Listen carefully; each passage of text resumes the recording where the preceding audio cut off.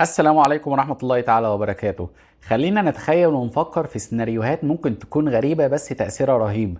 في الفيديو ده هنتكلم عن حاجة ممكن تكون بترعب ناس كتير، لكن وعلى قد خوفنا منها بس قد ايه هي مهمة لحياتنا. ايه اللي هيحصل بالظبط لو التعابين اختفت من على كوكب الأرض كله؟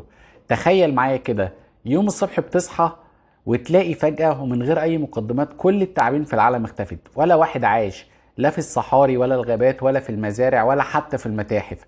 ناس كتير ممكن تقول يا سلام، أحسن نرتاح من رعبها وخوفها وسمها. بس هل فعلا اختفاء التعابين ده هيكون في صالحنا؟ ولا ممكن يكون بداية لكارثة بيئية ضخمة تأثر علينا احنا كبشر بشكل مباشر؟ هل اختفاء عدو طبيعي ممكن يقلب المعادلة ويدمر التوازن؟ لو السؤال ده محيرك ونفسك تعرف السيناريو ده هيمشي ازاي، ركز معايا كويس وخلينا نتخيل كوكب الأرض من غير تعابين، وهنكشف الأبعاد الكارثية اللي ممكن تحصل لينا كلنا لو اختفت الكائنات دي. يلا بينا نفهم الحكاية مع بعض. أول كام يوم بعد اختفاء التعابين أكيد رد الفعل الأولي عند معظم البشر هيكون فرحة عارمة. الحمد لله خلصنا من الرعب ده. اللي بيخاف منهم هيحس براحة وأمان، والناس اللي بتعاني من لدغاتهم السامة وعددهم مش قليل في أماكن كتير في العالم هيتنفسوا الصعداء. مفيش تعابين في الغابات ولا في الجحور ولا بتظهر في البيوت، وممكن نشوف احتفالات بسيطة في بعض الأماكن. وناس كتير هتقول وأخيرا الكوكب ده بقى مكان أحسن. بس الفرحة دي للأسف مش هتطول. الفرحة دي هتبدأ تتلاشى بسرعة. أجهزة الرصد البيئي والعلماء هيبدأوا يلاحظوا حاجة غريبة، زيادة غير طبيعية في أعداد كائنات تانية كانت التعابين بتتغذى عليها بشكل أساسي. بنتكلم هنا عن القوارض زي الفيران والجرذان والأرانب الصغيرة وبعض أنواع الحشرات. الفيران والجرذان دي اللي بتتكاثر بسرعة رهيبة وبتولد أعداد كبيرة في وقت قليل، كانت التعابين هي المفترس الرئيسي ليها في كتير من الأنظمة البيئية. يعني التعابين كانت بتشتغل كمكافح آفات طبيعي. لما التعابين اختفت ما بقاش في أي حاجة تسيطر على أعداد القوارض دي. تخيل كده إنك فتحت باب السد والمية بدأت تتدفق من غير رقيب. بعد مدة أعداد القوارض هتنفجر بشكل غير مسبوق. هتلاقي الفيران والجرذان بتغزو المزارع والحقول، بتاكل المحاصيل وتدمرها بشكل كبير. ده هيأثر بشكل مباشر على الأمن الغذائي بتاع البشر. الفلاحين هيشوفوا محصول تعبهم بيروح قدام عينيهم، والأسواق هتبدأ تعاني من نقص في الغذاء وارتفاع في الأسعار.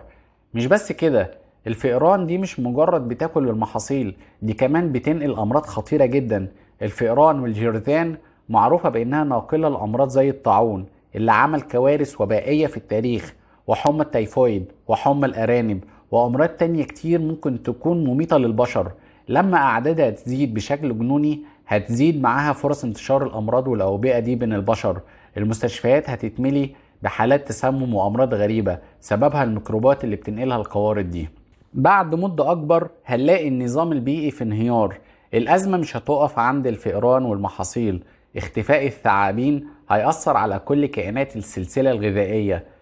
أول حاجة المفترسات اللي بتاكل تعابين، حيوانات زي بعض أنواع الطيور الجارحة، النسور والصقور اللي بتتغذى على الثعابين، والنمس وبعض أنواع الثدييات هتفقد مصدر غذاء رئيسي ليها. عددها هتبدأ تقل وممكن تواجه خطر الانقراض هي كمان. تاني حاجة الحشرات، بعض أنواع التعابين بتتغذى على الحشرات واللافقاريات.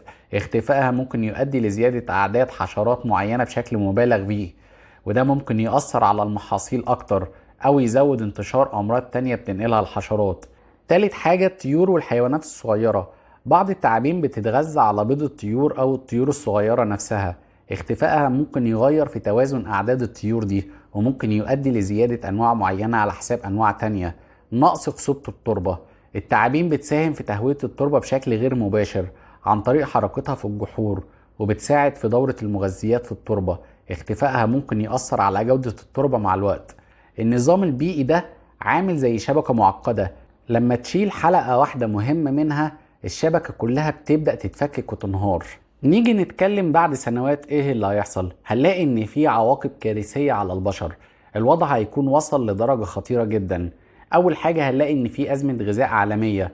المحاصيل هتكون بتتدمر بشكل مستمر بسبب غزو القوارض. البشر هيعانوا من نقص حاد في الغذاء وارتفاع جنوني في الاسعار، وممكن تحصل مجاعات في مناطق كتير من العالم. تاني حاجة أوبئة وأمراض فتاكة. الأمراض اللي بتنقلها القوارض هتكون انتشرت بشكل وبائي، وممكن تظهر أمراض جديدة أو سلالات مقاومة للمضادات الحيوية. لأن أعداد القوارض الضخمة دي بتوفر بيئة مثالية لتطور البكتيريا والفيروسات. أنظمة الرعاية الصحية في العالم هتنهار تحت الضغط ده. تالت حاجة اختلال التوازن البيئي الكامل. أنواع كتير من الحيوانات هتكون انقرضت أو على وشك الانقراض بسبب اختفاء التعابين.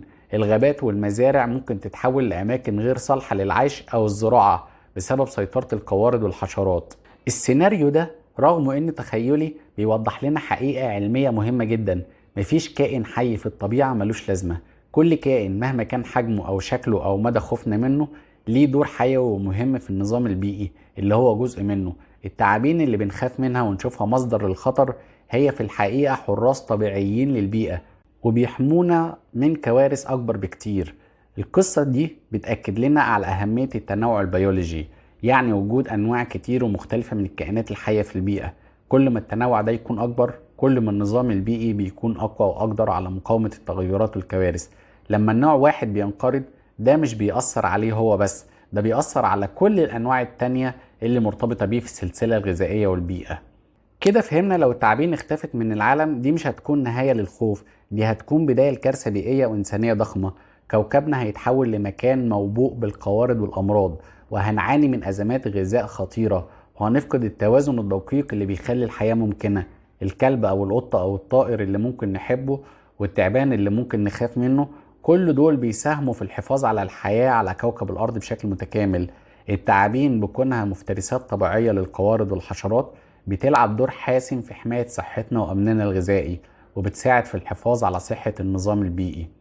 فالمرة الجاية لما تشوف تعبان بدل ما تحس بالرعب بس حاول تفتكر دوره الحيوي والمهم في الحفاظ على توازن الحياة على كوكبنا. هو مش مجرد كائن مخيف، ده حارس من حراس كوكب الأرض الصامتون. وجوده ضروري لينا كلنا، لازم نحترم دوره ونحافظ على بيئته ونفهم ان بقائه يعني بقائنا احنا كمان. لو عجبك الفيديو ما تنساش تعمل اشتراك للقناة وتفعل زر التنبيهات عشان يوصلك كل جديد، وان شاء الله اشوفك في الفيديو الجاي. السلام عليكم ورحمة الله تعالى وبركاته.